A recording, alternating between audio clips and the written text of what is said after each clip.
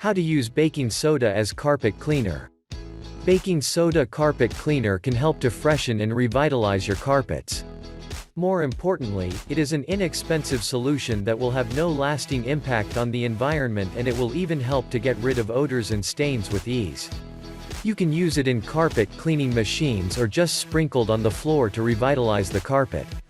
Depending on the type of stain you have, you will also find that a different approach to using baking soda might be your best bet. Removing non-greasy stains. 1. Sprinkle a generous dusting of baking soda over it. 2. Lightly mist the stain with some hot water.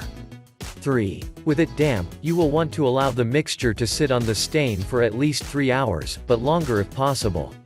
This can be something you do at night before you go to bed. 4. When you are ready, all you will need to do is vacuum the area and the stain should be gone.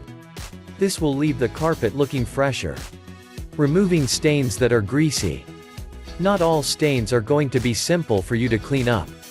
For example, if there is any grease in the stain, you will need to take a different approach to help remove it. 1. You should begin this process by taking a rag or a paper towel and getting down to the grease stain. It is important that you avoid rubbing the grease around because this can cause it to set in the carpet. 2. When that is done, sprinkle dry baking soda on the stain and allow it to sit overnight.